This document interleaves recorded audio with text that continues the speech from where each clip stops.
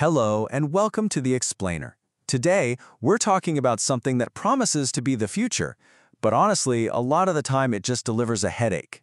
I'm talking about the smart home. If you've ever looked at all the options and just felt completely overwhelmed, well, you are definitely in the right place. So let's just dive right in. Why is this so complicated? I mean, the market for smart homes, it's just chaotic, right? You've got thousands of different products, all these competing standards, so much jargon. If you're just starting out, it's like, where do you even begin? It's tough. You know, it feels like just a few years ago there was this huge boom. All the headlines were promising these fully automated homes in every new building. Well, that initial hype has kind of settled down, and what's left is, honestly, a really confusing mess.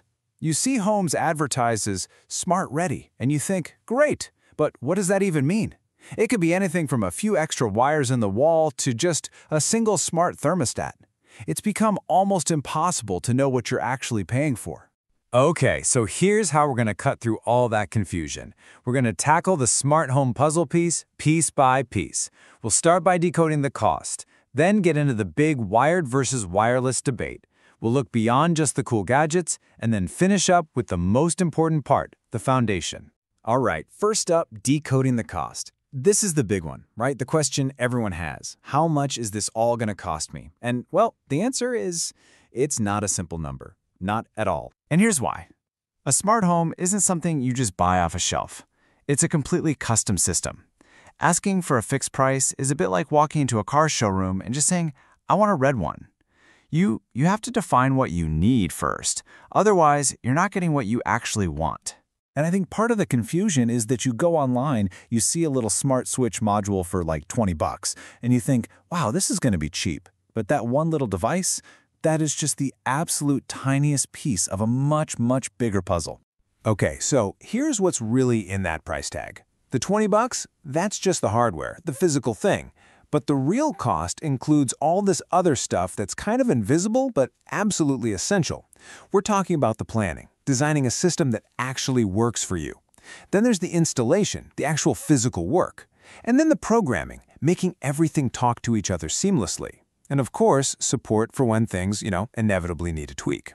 It really is like the difference between buying a pile of bricks and paying for a fully built house.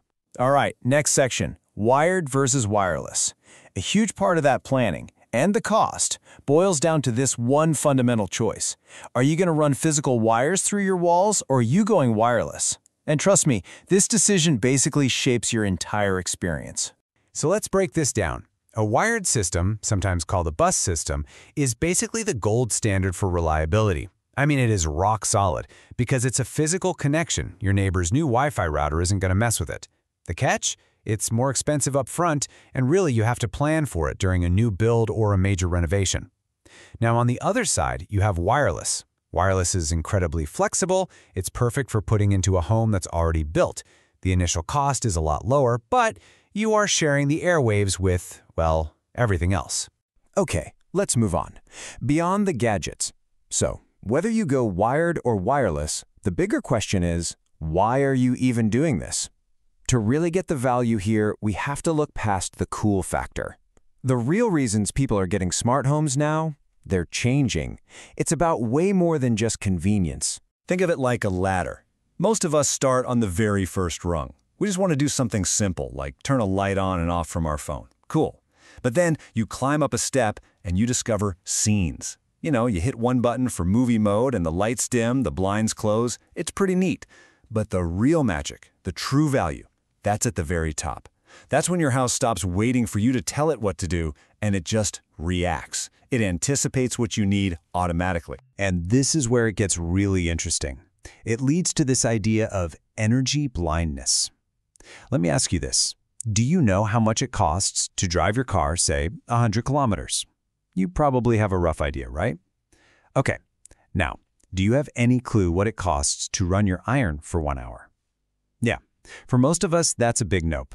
And that right there is the key. For the longest time, energy at home has been, well, too cheap for us to really worry about.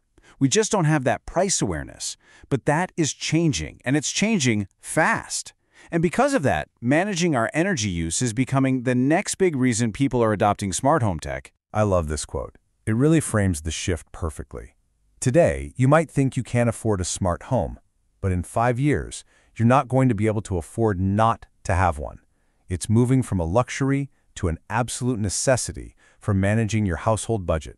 Okay, final section, building the foundation.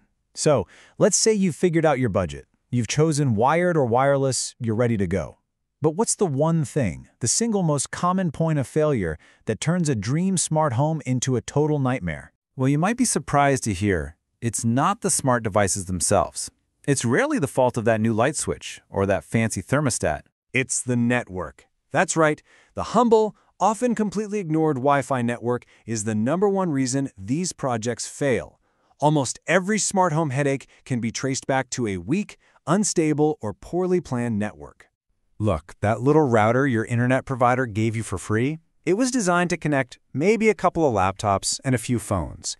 It was not designed to be the digital foundation for your entire house.